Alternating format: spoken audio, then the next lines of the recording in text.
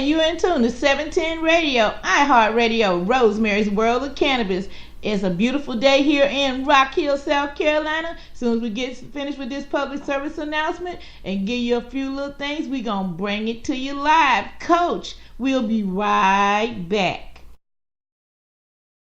Are you feeling like a shadow of yourself? Is your mood on its way down? You could be suffering from low THC, also known as cannabinoid deficiency, caused by 77 years of government interference via prohibition. Do you live in a medical cannabis state or the District of Columbia? Are you over the age of 18 and seeking non-toxic natural health, well-being, and peace of mind? Ask your doctor if cannabis may be right for you. After 10,000 years of recorded human use and 77 years of failed prohibition on the world's most extensively tested plant, the results are in. Cannabis has no known lethal dose and is arguably the safest and most comprehensive therapeutic substance known to man. Cannabis remained in the United States pharmacopoeia until 1941, and cannabinoids are currently patented by the federal government as an anti-inflammatory. U.S. Patent 6630507. Human brains have cannabinoid receptors. Cannabinoids are lubricants in the human body. Due to prohibition, our bodies have been denied essential lubrication. Imagine never changing or adding to the oil in your car. The use of cannabis for low THC may cause immediate relief, including a general feeling of well-being, chronic smiling or laughing, feelings of euphoria, increased creativity or clarity, a greater appreciation for music and art, the desire to dance, increased feelings of inspiration, compassion or unity, a need for truth and justice, or you may wake feeling more well-rested than usual. It's undetermined to know exactly how many symptoms the use of cannabis may alleviate because of federal prohibition. There were dozens identified in the 1909 Eli Lilly Pharmaceutical Handbook. Currently, over 80% of the population supports the right to use cannabis therapeutically, and 92% of its users have declared significant non-toxic relief. The most common side effects, which are usually mild to moderate and may fade or disappear completely over time, are dry mouth and drowsiness. Other more serious side effects can include growing and repairing brain cells and DNA, or improve vision, may prevent Alzheimer's, dementia, glaucoma, nausea, and suicide, may provide relief from autism, asthma, anorexia, arthritis, AIDS, cancer, Crohn's, depression, epilepsy, fibromyalgia, gout, IBS, insomnia, MS, migraine, pain, Parkinson's, PTSD, and spasticity. Use caution while driving or doing other physical activities until you know how cannabis affects you. May cause paranoia or nervousness, specifically caused by real-life government intervention in your quest for life, liberty, and the pursuit of happiness in the USA. Ask your doctor if cannabis may be right for you. Brought to you as a public service announcement by the People's Plant, a campaign of conscience.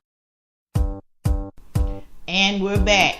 It is exactly 3 minutes after the hour. I hope everybody enjoyed their 4th of July. I did, I did me a little bit of grilling. I didn't do the ribs though. I did a couple of steaks. I just didn't feel like dealing with all that. I wanted to make it plain, quick, and simple. So, I heard all the fireworks go off. I hope your fireworks didn't get rained out. But I want to talk with you for a minute before we bring Coach on. For those that currently are on Social Security, you might want to pay close attention to this story. This was shared on Facebook today. This story comes out of Little Rock, Arkansas. So Arkansas still feel to get a medical marijuana ID card could impact their Social Security benefits.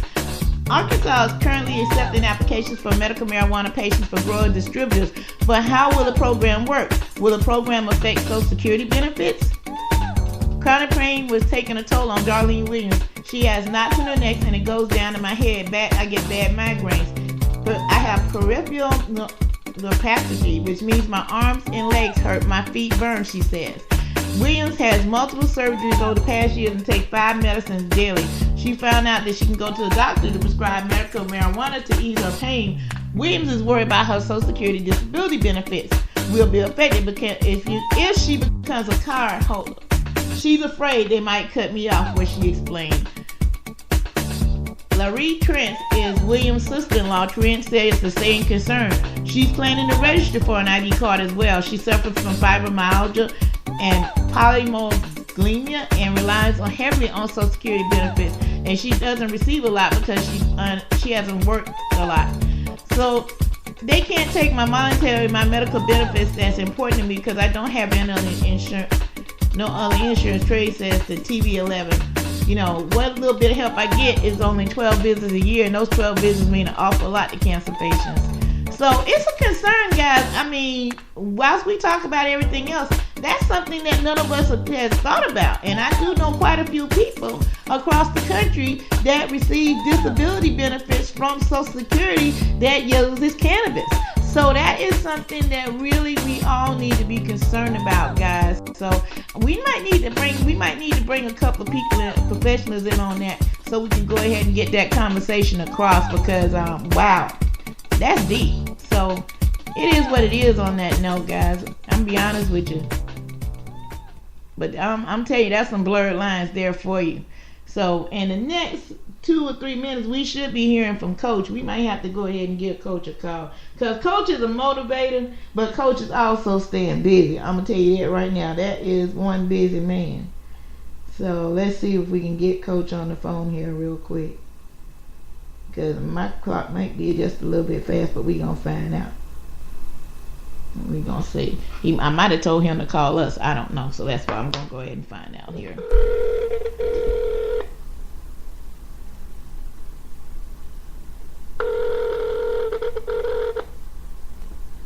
We got ringing. Let's see what happens.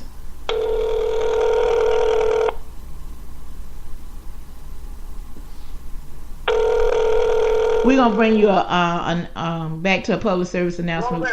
Yes, sir. You on live. Sound good. Yeah, you sound good. I was just finna go to a PSA on you, boy. Because I was finna say, I heard you say Rosemary, and I was like, I don't know where he finna go, but I'm finna click that button. Y'all, if y'all don't know, you better ask somebody. We got Coach. Good afternoon, Coach. Oh, my God. Hey, Rosemary, what's that? I'm going to get you off this speaker, girl. I was just making me a salmon burrito / you know what I'm saying, fajita, whatever. So, hey, how you doing? I'm doing fine. I figured you had got a little sidetracked because we had talked earlier, so that's why I went here. I didn't remember if I told you to call me or I was supposed to call you. So either way, I made it happen. So, hey, tell the listeners who you are, where I'm bugging you at, and what do you do? Hey, my name is Mikhail Harris, but everybody calls me Coach. I've been in the marijuana industry for, about 5 years now. And I'm from Atlanta. Our company is LLC out of Denver, Colorado, which is CPR420.com. But I kind of moved on to Atlanta, and I have a company now called BID Holdings. BIDholdings.com. You can reach us at, but BID is Veridius Investment Group, and I also have another company called the Green Rush Team, and that is that organization right there deals with lobbying in the cannabis industry in the space, and to basically reach out and try to make sure that we have an agenda, for us to be heard. Now, a quick question, Rosemary. Quick question. I'm sorry. A quick question, guys. You said we can be very busy on the show, right? That is correct. And by the way, since you mentioned Green Rush, Miss Green Jesus is now officially a part of the Green Rush team. Yes, she is. She is number one. Matter of fact, I was just talking on the other end with somebody about making sure that we got some events jumping down here. We were actually just talking about the event that me and you talked about, which is the Achievement Awards for activists. That is correct. Yeah, we do have a company. And you promised to MC it. Hey, I told you I'm a mover and shaker, baby. I like to shake things up real quick. But yeah, I mean, we got a lot of stuff that's going on, Coach, that a lot of people don't know about. So this whole hour is just gonna be me and you. We gonna sit down like we normally do. We gonna talk and discuss different things, and then we gonna discuss also the upcoming event that's coming up this month that I'm really hyped about. Okay, word. Come on. So let's sit down and talk, man. Let's break bread. And let's be real about conversation that we're going to have on here, because it don't get, it can get deep. You know what I'm saying? But we'll try to make sure that it is a perspective, what we call a riot. I like to say, let's riot. And by riot, I mean righteously initiate organized tactics. Man, if we can be smart about how we're moving in this industry, and we can move, again, together, because the one thing about this plant, man, I want everybody to understand this, most definitely, the plant is all inclusive. It is. It has to be. You know what I'm saying? But you still have to support my minority organizations that are out there that are actually making moves and showing them how to make moves in this industry and showing them how to come together to make more of a voice. You know what I'm saying? And that has to happen, because if not, we're going to let corporate come on in here and suck us dry and not let us have a piece of what is promised to us by God. So that's how I'm kind of looking at it. So most definitely we have to sit down on shows like yours and have some real dialogue and conversation, and even have those individuals or callers that are out there that really want to talk serious, because everybody ain't going to want to talk serious with you. So those people who do want to talk serious, they need to be on shows like yours where they can be open and wind up having that type of dialogue and conversation. And that's why, I mean, and I want to thank, first and foremost, I want to thank 710 Radio once again for having, seeing my vision, knowing it was a need, and took the initiative to help me do what I do. So thank you, 710 Rick Rainwright. I mean, it takes people like that. It takes networking all across the country, because I'm doing this show, to take, for example, you're there in Atlanta. I'm here in Rock Hill, South Carolina, and the show is being produced out of Denver, Colorado. So you tell me if that ain't some networking or what? And that is purest form. And since you're at Denver, man, we have to understand I'm hoping you have a lot of Denver listeners. Oh, we have a ton of, let me tell you like this now. We're listening to all across the United States and 21 different countries. So this is being spoken more than just English. Oh my God. Come and stop. Yeah, we speak. I mean, like I said, it surprised me when I went and did the research and everything on the different shows I've done through Speaker. And from time to time, I get a little bored because I do what I do. And I just want to see who be listening. And like I said, we have a lot of listeners in the Denver area. We have a lot of listeners in the Florida area. I mean, if I start naming all the cities, because it breaks it down by city. So I know who's listening out there, and I know who's doing the replays. Man, we get a ton of replays. That's what I like about this format right here that we're on. Say, for instance, like a few people we both know, Coach, work during the day. And, they ain't got time to be clicking in on their lunch, or they don't want to at lunch because that's their wind down time. They want to get something to eat and get on back on the job. But say, for instance, they come home that evening, they got time to kick back. Then the privacy of their own house, they roll up and get a couple of dabs going. They can sit here and listen to the show and learn something in the process, because each show I bring, I try to get them either to join up with an organization, to know your rights when you're going somewhere else, or better yet, just have a little fun in a learning process and being unfiltered. I mean, I'm going to be honest with you. If I ever have to go to Main Street Radio, I don't know if I can honestly do it. Because the fact is, I done got so comfortable with letting, people say what they got to say. I don't know if my producer can handle that button, because I have some shows, I ain't had none yet, but I've done shows where people got so comfortable, they have literally ripped it up. I mean, the sense that we would have been kicked off real radio a long time ago. But the shows keep people coming back because we got real people with real problems. Yes, ma'am. And that's... I'm sorry. And like I was talking about, I don't know if you got a chance to hear, and what I was saying before I called you, we're talking about like Social Security is a big issue right now. Arkansas is gearing up for their medical marijuana program there, and they got people questioning if they sign up for that medical marijuana card. And this is something everybody needs to think about in these states that's getting Social Security disability. Are they jeopardizing themselves by getting that medical marijuana card for their Social Security disability? That's a conversation that a lot of people ain't even having. No, they're not. No, they're not. This is even like, even why we should even come together and, like I said, support each other and understand what's going on. Because, see, my first question to the whole thing was legislatively, what do we got going on, and who are the individuals that can fight for those rights for us to make sure that those things are even brought to our community, first of all. You know what I'm saying? So with that, when you talk about lobbying becomes an issue. I'm constantly advocating for lobbying. Not that lobbying is going to solve a lot of problems, but I'm going to tell y'all, if we can't organize and come together, then what's going to happen is it's going to make them seem like, if we don't have any lobbying, that means we can't come together. And then coming together, we're saying we got to come together in the sense of organizing in groups. All right, Coach. I know you motivated, but I can tell you moving around because you're squeaking and you're going in and out on me. So I'm gonna have to ask you stay. I'm sorry. Somebody just came in and hugged me. I'm sorry. Oh, okay. But what I mean by organizing, meaning that in politics, you got these organizations called caucus. You know what I'm saying? Those are a group of people or a group of politicians that are coming together. So they move in groups. And even as we're moving, we're talking about 501c. A lot of people are going 501c3. But we know to have a PAC or a political action committee, it has to be, a 501c6.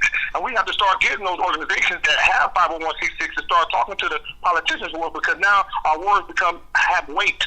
And if we don't know how to move like that or come together like that or somebody explaining it to us in layman's terms, it's not going to make sense to us to wind up doing it.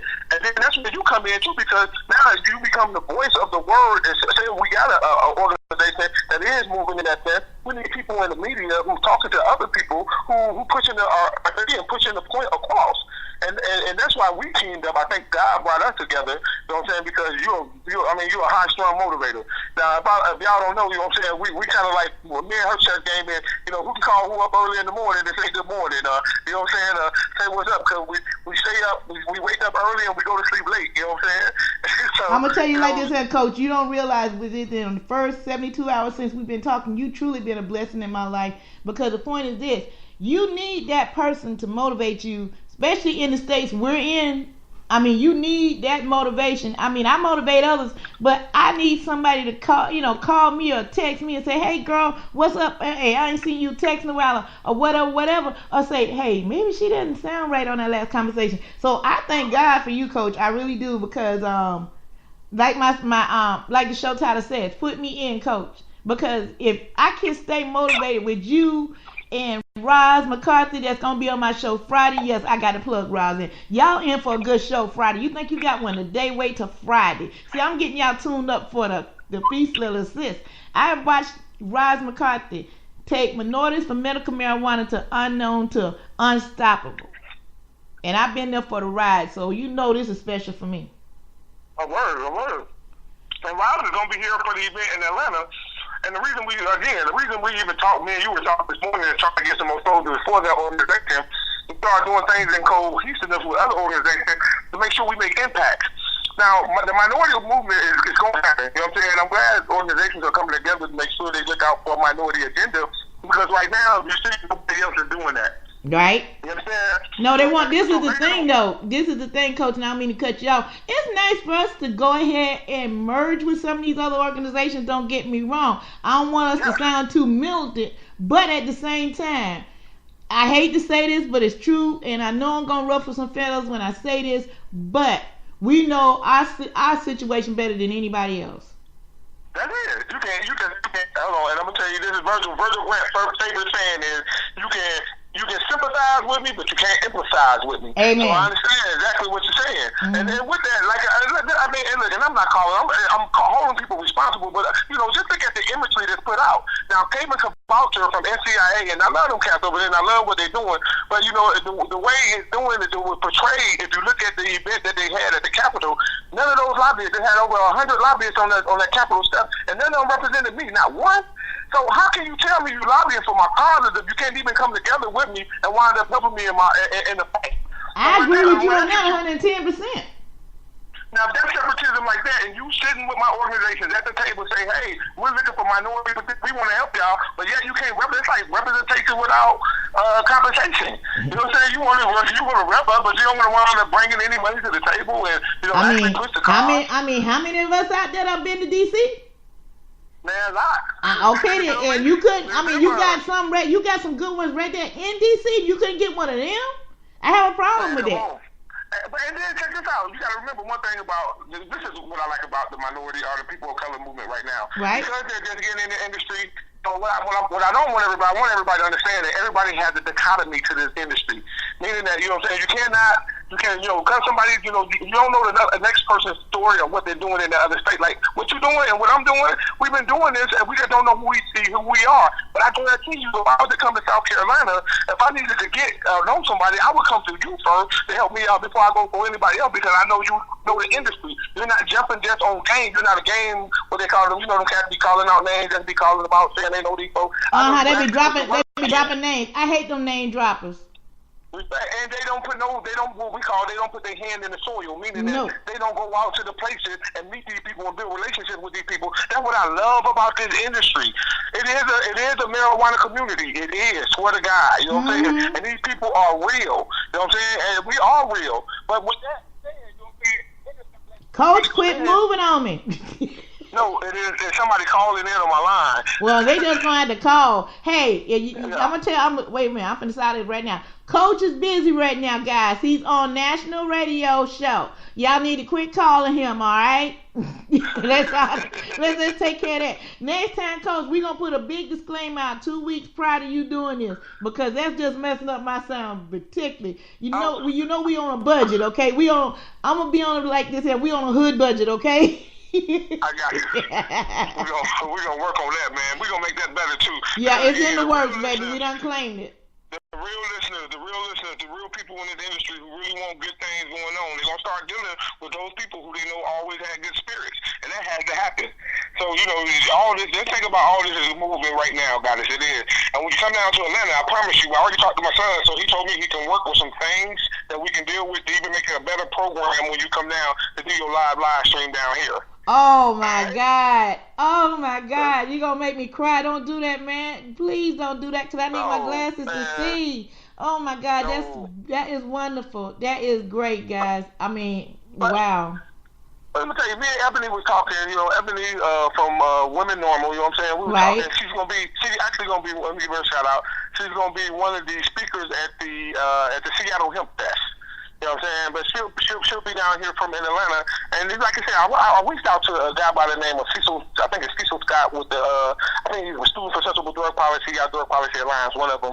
Mm-hmm. And again, when we're talking about making this movement with all these individuals that we're talking about, now yes, we're supposed to have our minority movement, but we still got to have those other individuals who understand that this industry was built on our back, and that a portion of it should, without a doubt, unquestionable doubt, go to those individuals to help them. I guess basically get back to their home worth. You know what I'm saying? So you compensate these people who are coming out of jail, who are coming into these re-entry programs, who are doing certain things. And it's up to us to make sure that we have something as far as restitution, not even giving them anything, but making sure they got a job. You know exactly. I mean, they put them out each day. Each day they let somebody back out into society. They leave them with nothing. No home. No money, no anything, unless they went through a halfway program. They out here depending on their family members or whoever in some cases, they're just homeless. And guess what? Within 90 days, they're back incarcerated again because they don't have a home. If you're on probation, you have to have an address. Yes. So right there, that's strike one right there. You got to have gainful employment. Yeah, and that's why I like Sharon Rayburn and you got Nelson Guerrero, them up in New York, man. Them boys are they mess around with them expungement programs, and you can really see them doing stuff in the community. Right. And when we were talking about some of the advocates that are out there doing it, those are the people that I'll be mentioning. You got DC Scrogger, you got Rafiki, that's up in DC, you got Brendan Wyatt, you got all these, you got your girl Roslyn, you got Dan Virgil. You got, you got people up in Oakland, Johannes, or we call him Hydro Yo from Nation, and you got all these people that are actually doing things to get the industry crunk up to bring our flavor to it. Exactly. You know and the thing is this, they're not getting the credit they deserve. They don't. But Pete, this is the real thing. We're inviting organizations that we're trying to reach out to our people to come to our events. You know what I'm saying? So here we got an event that's happening at the state capitol in the heart of the South, in Georgia, and we're talking about cannabis and hemp. And here we're talking about some of the major organized minority organization leaders, some of the other leader organizations that are leaders in the industry that have minority initiatives. They're all meeting in Atlanta to say what? They're coming together and say what? And man, it's about the meeting of the mind to come together and create a big round table and say, what can we come up with that's going to make sense? That we just ain't going to these events, smoking weed, and just, trying to help people get, money in their pocket because they came up with something through that's only going to help them. We need to figure out how it's going to move for us, how we can wind up establishing things in the community for us, and how we can wind up dealing it from a political perspective and let policy makers help us set our agenda that's supposed to be political. Right. But we still got to control that. Right. You know what I'm saying? They don't have our pack. Because the thing is this. If you do what we say, we take our money and leave, or we take our marbles and leave. Yeah, but this is the thing, though. I had a guest on for 2 days was talking about all that, and then some. Dan Engel.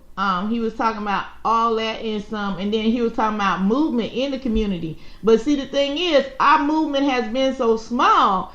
You know, they know about the few of us. You know, the people in your area know about you. The people in my area know about me. The people in D.C. know about people in D.C. So what this movement is going to do on the 21st and 22nd of this month, and this is where High Times, any other publication that's out there that's worth their salt need to be there, because you finna see something you never seen before in your life.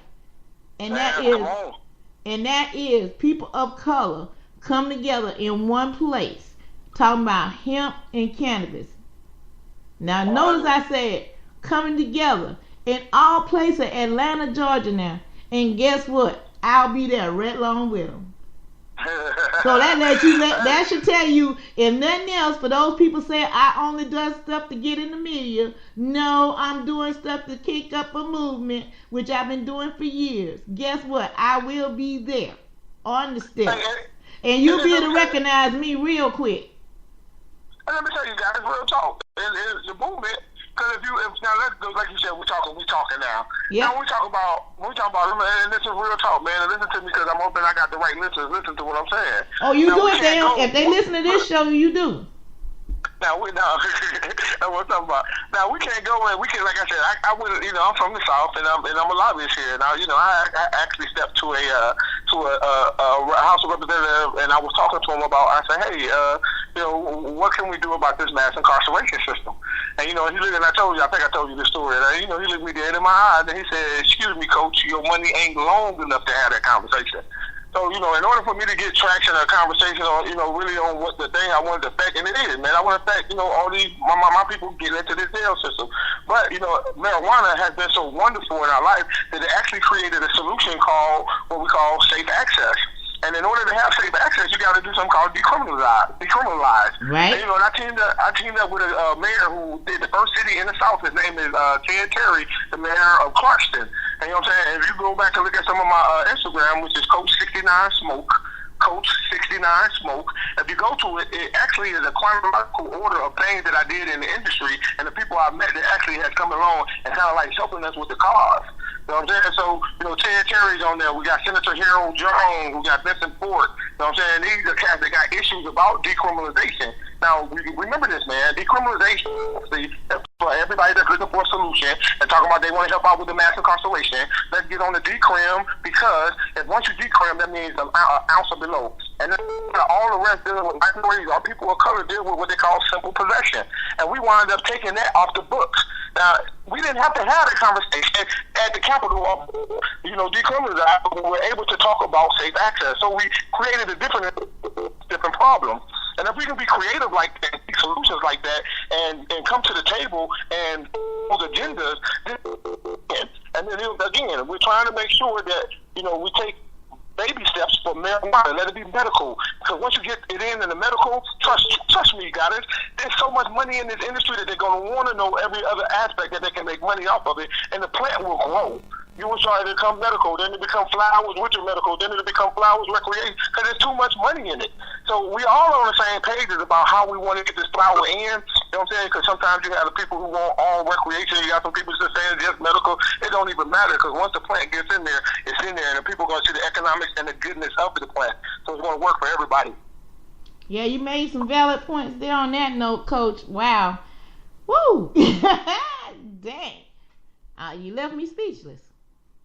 Because what can I say when you put it directly to the point of that? You know what I'm saying? I know exactly what you're saying. Yeah, hello? Yeah, I'm still here. Like I said, you left me speechless. No, Roman, I'm sorry. What I'm doing is, no. What I'm doing is I'm just saying bye to the person who came to visit me. And she said I'm on the program, and so she's waving and saying peace right now. I'm sorry. Yo, but now I'm good, bro, man. I can talk now. You know what I'm saying? Wow, Coach. Wow. So, but no, because this is how important you are, man. Look, I appreciate man, that. My company, they gotta go, man. I'm on the radio talking to my girl, and she's talking about some serious issues, man. So, and I made her a salmon, like I said, that salmon burrito I was making, I made it for her. Oh, okay. So let me ask you this: are you a chef at trade? Yeah, I am an actual chef. I used to have a catering company called Seduction by Taste Fine Food and Catering. Yeah, Seduction by Taste. But I kind of like got out of the industry because I found out real quick that I don't like cooking for everybody. You know what I'm saying? even if they pay me, I just don't like cooking for everybody. So I don't want people to feel like they're giving me money and I gotta cook something, and I ain't really with that. So. Okay. I was just because I noticed when you said what you did. I'm a foodie, right? And I watch a lot of the Cooking Channel and Food Network. Food Network. Yeah. So I love them, but I don't know what got me into. I like what is that? Like the Property Brothers, and you know what I'm saying? HGTV. Yeah, we smoking too much. That's what it is. Oh boy, I be addicted to it. Like, I don't watch television that much. I don't either. But when I watch stuff that's gonna teach me something, or I learn something new. But this is the thing I would love to see in the future. Whilst we talk about TV, they got things right now. Like, I don't know if you watched 420. I always mess these people's name up, and they do a good job. So let me pull them up real quick because I don't want to mess their name up. That's how good a job they do. But hello. Yeah, I'm right here. Okay, I'm just making sure you're here. Let me hurry up and pull them up. I got so much crap on here. Yeah, but like I said, them Denver listeners, man, I hope they really opening their ears, man. Understand that if you guys decide you're going to be the business capital of the marijuana industry, like California, is the home of where it's supposed to be at. And as you know, that they still looking for that reign and that name. And they always, everybody got Cali. But, if Denver is going to be the business capital, then they must be able to reach out to those individuals and not reflect what their city represents. I mean, mostly when you go to Denver, you be looking for black folk. Real talk. I ain't lying. You saying that for a joke, but that is no lie. I mean, when you talking about the lowest percentage, I think they got less than 10% of African Americans in Denver. That is no joke. You have to look for black people. What's that city out there they got to be? Most of them out there, I forgot where. You talking about Commerce City. Commerce City and Aurora. Commerce City and Aurora. Those two of the areas are the most black people in that area. You are correct. Yes, but I'm going to tell you, the white people I met in Denver are cool as hell. Yes, they are. They're very cool. But the thing about it is you don't want your city to be known because of what it reflects, man. And that makes it look bad that, again, I hear y'all enjoying all this luxury of this industry, but yet you're not reaching out to the community that it was built on, and you're saying, well, I'm in Denver and it didn't happen here. No, you got to remember all the people, and listen to me, real talk, got it? You got to pay homage to individuals like Bruce Perlowin, who was the biggest pot smuggler in the nation at one time. That man has a company called Hemp Inc. right now, and we're supposed to all be behind that company, man, because that man helped the industry stay strong for a long time. You got people like, I want to say, Big Tuna, Bobby, you know what I'm saying? That's been in the game for a minute, man. Man, and Bobby. Radio. Yeah, hey, you talking about Robert, yeah. He's on my Facebook. Yeah, man, I pay homage to that brother, man. I'm going to tell you like this here. I said something out the way about seniors. How about, now, big as he is, man, he popped up on my Facebook page and said, da-da-da-da-da-da. I said, whoa. I ain't mean to step on nobody's toes and nothing. I'm just talking about we need to talk more about seniors. I'm not taking nothing away from what you do about seniors. No, buddy, I can't do that. But so that lets you know that I felt some kind of special. I'm like, wow, the Big Tuna talked to me on Facebook. So when you get noticed like that, you're doing something right in the industry. Oh, I got that people up. 420 Life TV. I like what they're doing, but they're on Facebook. You see what I'm saying?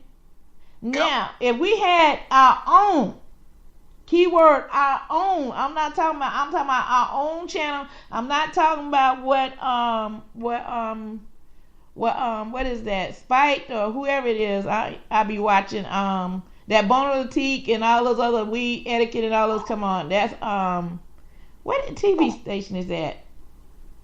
Anyway, I'm not talking about nothing like that. I'm talking about dedicated to cannabis, not dedicated to this, that, and the other. I'm talking about dedicated to cannabis. Talking about cannabis news, talking about people in cannabis sports. Now that's not the Cannabis Talk 101, right? That's not it. That's what West Belleville and all them on there. That's not it. What you talking about? No, I'm not talking about radio. I'm talking about TV. Okay. Only thing I know is Vice. I know Vice got some stuff in. Vice. That's what I was thinking about. But when I say like you said, they got some. anything that happens here in the country, how do we get it that, over the nation? How do we get it currently right now? You ever thought about that? Yeah. Yeah, how do we get it? Okay, we're getting it from people like Cannabis Life, like Russ, myself, and others. Yep. But, if we didn't have these formats, my format been going in and out for the past few years. Russ has been staying strong because Russ has backers. Russ has those supporters. And that's something I need on my team. I need those supporters. And you see, and I want to know, and you brought this up now, and I got to ask. You remember I told you I keep this real. I've been out here doing this going on 3 years. I just picked up a sponsor to do the show. Now, this man has to pay bills just like I do. Why can't we get somebody to say, hey, why don't we help, 710 Radio out? Because 710 Radio is actually helping out Rosemary, that's helping us out. You see what I'm saying? Yeah, but Rose, that's what we got to get you to come to. We got events like this to understand why we support the individual. You know what I'm saying? Yeah. Because a lot of people might not know what your format is. They might not know how it's being effective. You know what I'm saying? But once you get where we at and we can build that relationship with you. But that's what I don't understand, though, Coach. The reason I say that is this. I'm not a Johnny come lately. You know what I'm saying? I'm not even close. How many activists you can know that said they've been on MTV?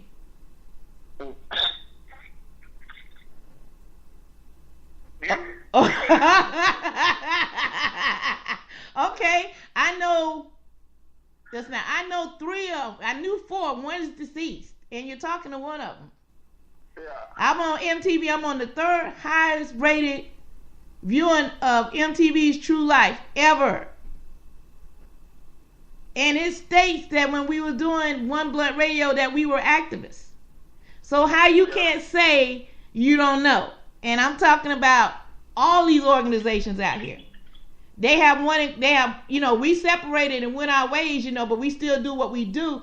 They have 2 out there and many more out there in the Denver, Colorado area. Then they have me out here and then all the other people you don't name. So once again, on these formats that they're charging all this money for, and I ain't gonna call all these events names, and I know you done went to some of them personally, Coach. How many of us you seen? You said like on personally? On personally. On personally. How many you seen that look like us to some of these higher events? Yeah. Okay. Are we on the platform? Let me ask you this, Coach. Okay, let me ask you this. Are we speaking at any of them? No. Are we buying the tickets to any of them? Yeah, are we buying tickets for them? Yeah, are we buying tickets for them? No. Okay. So, with that in mind, that should tell them something right there. Either they don't want us there or they don't care because they figure we going to come in their dispensaries, buy their products anyway. And I find a problem with that. Okay. You should have a problem with that. I'm just saying, I ain't trying to ruffle no feathers, but I'm just saying, how can I support companies in dispensaries and all these other things that we have to deal with in our everyday lives, or when we go to visit these different states and cities and everything? How am I supposed to spend my hard-earned dollars in there when you come to these different events? I don't see one person that looks like me. That's right. That means, and you know what the agenda is. The agenda is saying that we don't really got to reach out to y'all like that. Y'all can take what we give y'all, and that's what it sounds like. Yeah. And that's why Riot started. Riot, if you go on my Instagram, you'll see it. Like I said, some T-shirts you'll see is on there. But it was again rightfully initiated, organized action, and it basically came up because in our neighborhood we only got one store, and that store is owned by a Ray-Ban dude. And we were going in the store just asking them to support, things in our community like the non-profit Little League or a tutorial service, you know what I'm saying? And the dude just got real blatant with us, like, I ain't out to support that in y'all community. And what it was telling us, if we don't come together as a people, come together where our words have weight, then it's not going to happen. And that's back to what I was talking about, the caucus, man. Them people come together in groups. And we get a pack, we come together in a group, you know what I'm saying? And then coming together in that group, man, our words have a little bit more weight. So now, if we minority organizations come together and we start saying it's only going to be certain. And let me tell you why our dollar, not to get off step 1 second, but let me tell you why they're going to come behind, are they going to come for us? And I mean come to network with the black man or the people of color. You got to remember, we are a $1.1 trillion industry. You know what I'm saying? Our spenders, and we don't hold no money in our community. I mean, we're going to spend. I mean, sooner or later, we're going to spend with some of these people who are opening the things in certain states, and they know the black man going to spend with them, or the people of color going to spend with them. Right. If that's the case, that's a buying power. So now we can get together as people and say, hey, man, if y'all want these dollars right here, y'all got to come up with something that, of substance. And when we talking about people that just, you just talking about throwing us scraps, because, again, we got people like Roslyn who's going out there as a legislator making sure we're heard. We got people like Virgil Jones, Virgil Grant, and making stuff happen. We got people like Brandon Wise, civil rights attorneys that are coming together in these groups, and we're saying we're asking for a little bit more. And if we are asking for a little bit more, we're saying even the organizations that want to come network us, y'all got to have something in our favor, like people in your organization, or people within your administration that look like us, man. And if you're not, you basically telling them what you think about us, how you feel this whole situation is, and that you're really a user because you don't mind the industry when it was, dog that's all put us in jail, this and that, call us a criminal. And now that, hashtag, and that was the movement, rather than I would tell you, hashtag, I'm not a criminal. And now we get to the point that when y'all know we're not criminals, that y'all making money, and y'all still want to disregard who we are and don't want us to eat off the same plate. Something got to be said about that. And that's the revolution I'm talking about coming with. I ain't talking about go burn down their house or don't mess with them or all that. All I'm saying is, hey, man, we control our dollar. We don't have to deal with them like that. Exactly. And the only way we can do that. We don't want to deal with us. And the only way we're going to do that is this. We sit down in front of them, let them know, hey, we look, this ain't going to work. You got to change some policies here. And it starts at the beginning. We don't want to get caught midstream. We got to be in there when these laws are being made or even when they even being thought about. And that's the problem. We get even locked out. Our opinions is not even getting in the process in some cases when these laws even being talked about. We've been locked out. And we're sick of it. When all these folks talking about, oh man, I'm down with your cause. Oh man, I understand what you're saying. Oh man, I'm with that. If you ain't stood up, sent no letter, talking to nobody, stepped on the front line and said, man, this is wrong. No, man, you one of those people. They say if you see somebody being raped and you wind up walking by and don't say nothing about it, you're just as guilty as the individual who's doing the rape. Exactly. So all these people making money in this industry, Keebler, you got from Dixie Lixer, you got Kevin Cabalter from NCIA, you got all them cats talking about a game and they showing some of their stuff. But ain't there one of them came in and said, hey man, I got a black organization, I hired this organization to reach out to other organizations and make sure that we have a good rapport and do something to make sure that we ain't duplicating this other industry that just was made, we're coming out of, that's actually giving people opportunities. Now, if you know, women, they say women, the glass ceiling for women in the marijuana industry has surpassed anything in corporate. You know what I'm saying? So when we talk about minority-owned businesses in the marijuana industry, it should be way more than corporate. And if not, we have to establish that. And if we don't know how to do it, we don't come together as a team, you know what I'm saying? It's not going to get done right and create our pack. Exactly. You speaking some truth there, Coach. I mean, I've been speaking this for a long time, but it's getting even louder. And then I'm circled now around like-minded people like myself, it's a blessing because I'm gonna tell you like this here. I've watched this industry, and so have you, Coach. We both, and by the way, we crossed paths, and I'm gonna have to talk to you about off air. Okay. Yeah, right there in Denver. That's why I said we got to talk about that one off air. But yeah, it's like, whoa. I mean, you got to think about all these industries, mostly, and when they start talking about it, and like I said, once again, I ain't trying to ruffle no feathers. I'm just keeping it real. You see the white mom out there, with the pearls and everything, talking about her child. Don't get me wrong. I know children and I know white people need this, but hear me out on this. But when it come down to somebody like us, we don't get that coverage like that. We don't. If we got a sick child, they don't cover it. If we sick, they really don't want to cover it. And time out for that. And I'm not talking about this area. I'm not talking about, wait a minute. First of all, let me get this straight. My people in South Carolina, they cover me. They cover me well. I'm talking about in the other areas that I've been talking to people that don't get that coverage. All you see is the white mom and everything out there like that. And that's not right. If black, white, or otherwise, if your child's sick, you fight to get your child that medicine. Or you do what you got to do to get that child right. But I think about all the calls, Coach, I've had within the last, since I've been doing this. I've been doing this back again since May. I never gave up. I just been doing it in increments. But this time is the first time in years I've been on steadily. And I'm thank again 710 Radio for sponsoring and producing this show. I can't thank them enough. Can I comment on that topic you just said? Yeah. All right, Rod, hey, look, sometimes we're gonna battle on time when we're talking. That's good for the radio, you know what I'm saying? Mm-hmm. All right, but the thing about the white mom that I have to say, and I have to say this real talk. I have to thank God for giving them to wind up being that image that make their own move like that. Right. Because if we didn't have that, we wouldn't get a damn thing. Right. You feel me? Right. So that's the only way we were able to attach sickle cell to it, or attach anything, any of that to it, because that white mama was out there. So I had to give shout out to Corey Lowe and all them individuals like that, and Haley moms and all them.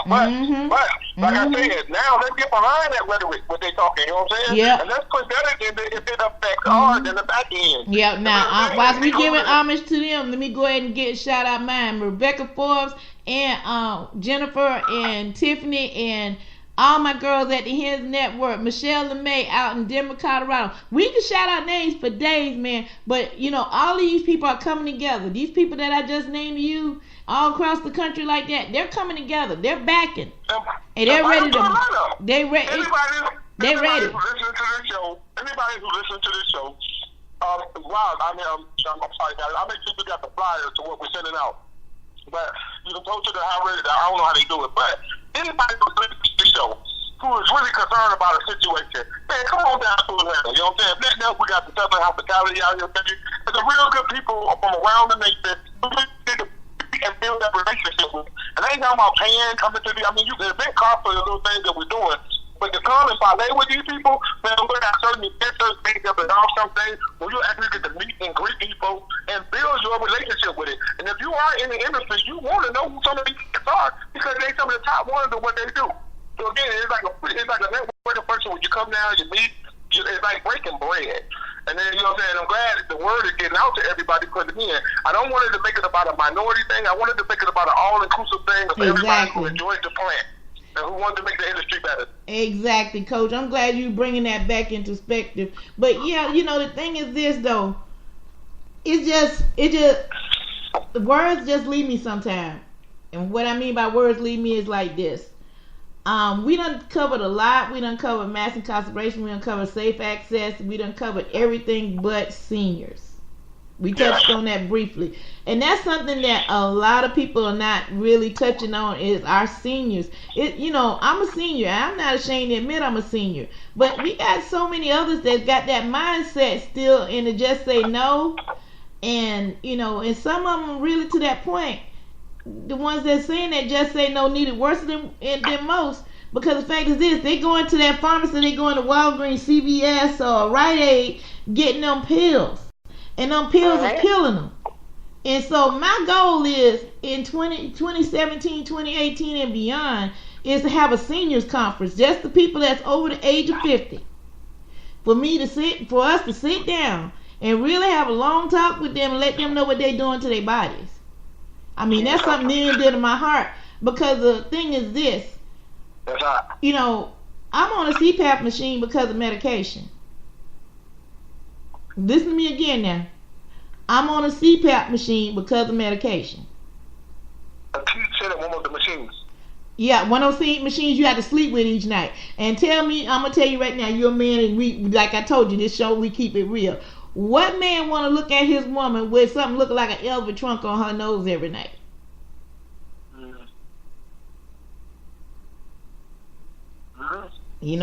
I'm just keeping it out there and keeping it real. So, and I'm just keeping it real, Coach. And, I notice you got speechless on me, but that's how I do. I mean, that irks me, and I don't want nobody else.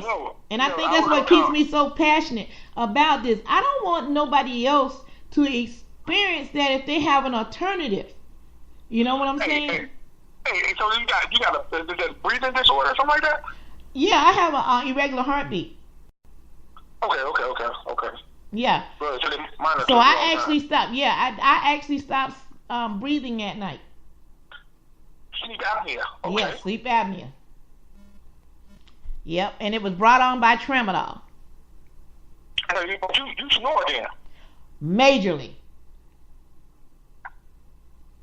Hey, the dude from Colorado named Dr. Mike. I want to say Mike. I forgot Dr. Mike. They call him Dr. Mike. Mm-hmm. But he called me. I mean, he got the stuff that you rub under your nose. Matter of fact, when you come here, it's like a high strength CBD, blah blah blah. But I was told that I'm not snoring no more. And here's some stuff his wife gave me. You know? And I can smell the tea tree or whatever, but whatever it gave me, it got the high strength CBD, whatever. It really is a good product, man. Man, I need that bad because I'm gonna tell you like this here. The CPAP machine helps me because it's helping me lower my blood pressure. Plus, it's helping me get a good night's sleep. Plus, it's helping my husband get a good night's sleep. But I'm gonna tell you, that thing ain't sexy at all. I'm just gonna keep it real. That thing, I mean, that mask and you waking up like the Elephant Man every morning ain't cool. I'm sorry. You know, it works, but it don't work. You get where I'm coming from? Yep. But yeah, those are the things like that, and then other things that go on with the process, because doctors, I'm gonna tell you like this here. They say they practice medicine, they're not lying. They do practice on you, okay? That's everybody. Yeah, that's they everybody. Practice on you. And that shouldn't be the case. You know, if this don't work, let's try something else. If this don't work, let's try something else. Yeah, okay. I'm part of a lab experiment went horribly wrong, and like I said, I do what I do each and every day. First of all, to make sure I educate someone. Second of all, keep them from falling in that trap that I fell in, man. Because you couldn't tell me for years my doctor was telling me some bullshit.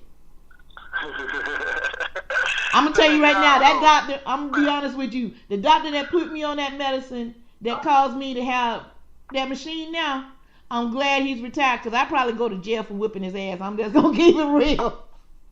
But remember, if you talk to most doctors, most of them don't even know about an intercannabinoid system. No, they don't. When you get to that point, you gotta start researching the American Medical Association, understanding who they are, and even understanding who they are, understand that they're so big that you can't actually attack them. You know what I'm saying? You have to work with certain things and deal with them in certain ways that that you can prove that certain methodologies and you can move forward with it. You know what I'm saying? And it makes sense, and you got their accreditation or their approval to wind up moving forward. Like even to get it off the Schedule 1. You know what I'm saying? We had to figure out, first of all, that it has to create a medical use. So the advocates got behind the medical situation, the veteran situation, those moms, whatever the situation was, and now they do understand that it does have medicinal value. Now the thing is, they got to take it off of Schedule 1. You know yes, it must come off Schedule 1, because if it stay on Schedule 1, ain't nothing we can get done. I mean, we getting some stuff done, but not enough. Check it out. Even though it's still Schedule 1, they have something called 7606, which is the Farm Bill Act, right? And they're able to do research and development on hemp, first of all. But, you still got certain universities that are doing medical research with the medical marijuana. So now all it is just baby steps to get in there to start saying, hey, this work right here. Hey, this work right here. And we got our own information. Even if like the state of Georgia, if I'm trying to come across say something about Georgia that we need to implement this, I can't bring information from another state. I have to get something like some white paper from a university that say this is what would happen in Georgia if we were to do it here. So with that, every state has, or everybody has to have their own, their own system of doing certain things. And all in all, just saying, man, in certain ways we have to move to wind up getting our accreditation and our worth with these organizations. And like, the medical industry is a big industry, man. You just can't say, marijuana cures. And we know it does. You know what I'm saying? You can't say and do certain things because, so now, but what can we do? Man, we put it as a nutraceutical and we put it in everything. You know what I'm saying? And now they understand that, okay, it is. And what we allow is, honestly, we allow the small farmers to get into the industry, to allow people with nutraceuticals who didn't have to have medical license to go through all these accreditations or certifications, that we can wind up moving the product around so people can start seeing that it's healing. And all we're doing is demystifying the myth of the reefer madness. You know what I'm saying? Exactly. But we have to take those baby steps. We have to take those baby steps. Yep. But you know what? Them baby steps about to get to be long strides, because like I said, I watched in the last year, and I do mean a year. I don't know if you've been paying attention to this, Coach. I'm quite sure you have. In the last year, we've had a serious upswing in our community alone, if you think about it. Yes. Man, hey, but look, we got affected, right? But look, let me tell you that war on drugs, when they talk about they were gonna do, and most people, like I said, they researchers, they know, Richard Nixon in 1970, that they're gonna affect two people. They said they're gonna affect the blacks with heroin and the white people with marijuana. Now think about this. This is how crazy when people are trying to do evil intentions, how it flip. Now the black people got marijuana, which it really didn't have nothing to do as far as affecting us, but they were able to create a mass incarceration system. Right. That's what they negative came out of it. That's right. But then on their end, the heroin switched back to them, and what happened was that doctors were handing out the prescription. They couldn't get what they needed, and they flipped to a cheaper form, which was the heroin. And now you got whole communities being decimated, white communities being decimated by this addiction, and they're calling it a heroin opioid addiction. And it was something they created trying to infect somebody else. So it just shows you how God backfired. Check this out. And on top of that, God put marijuana in our community. Man, I was just talking to Minister Server, who was part of the Hip Hop Nation and bringing that whole international agenda, and I was telling them, bro, in every aspect of revolution, true revolution, while people change the culture, marijuana was there.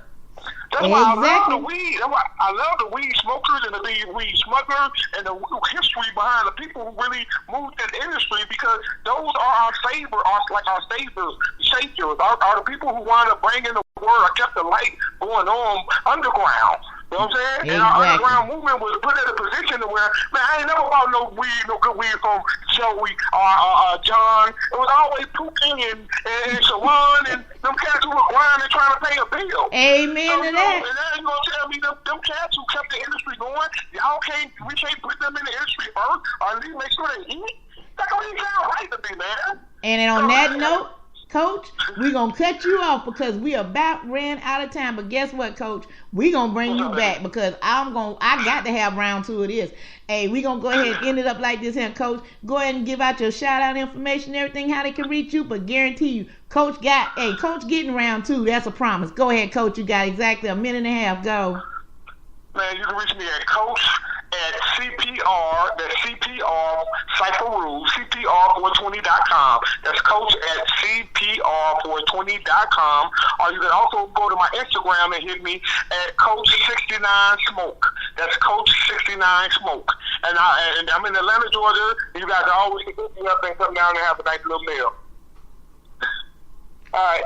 Wow. I had gave you a minute and a half, but you did it in less time than that, Coach. As soon as I wrap up, I will be calling you back to set up that next time, all right?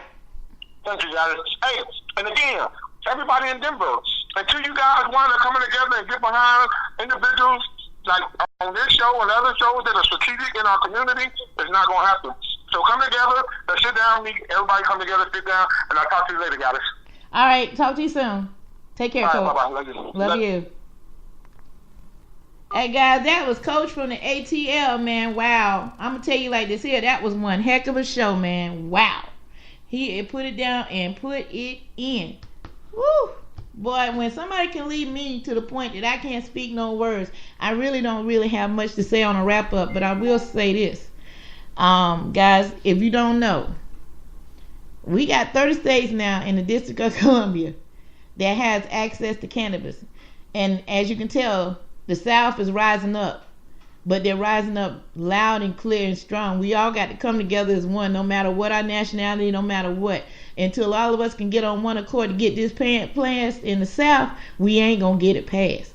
We all got to come together. We got to speak loudly and clearly of the injustice that we are suffering here in the South each day. Somebody's being locked up somewhere, probably right now as we speak, for less than ounce or less of cannabis. Until we get safe access, that means decriminalize it across the United States, then get these medical marijuana laws passed in these states like North Carolina, South Carolina, Georgia, Alabama, and so on and so forth. We're going to continue to see the mass incarcerations in the African American and Latino community. Sad but true, ladies and gentlemen. You've been told by two people in 2 days what's the real deal is. So now you either be a part of it or you just go ahead and turn your back once again, America. Hey, this is my time. Thank you again, 710 Radio. Thank you again, iHeartRadio, for letting me do what I do. This has been Rosemary's World of Cannabis. And y'all know what I say. For those of my people in Denver, Colorado, Rick, SOS. I'm smoking one, son. I'm out.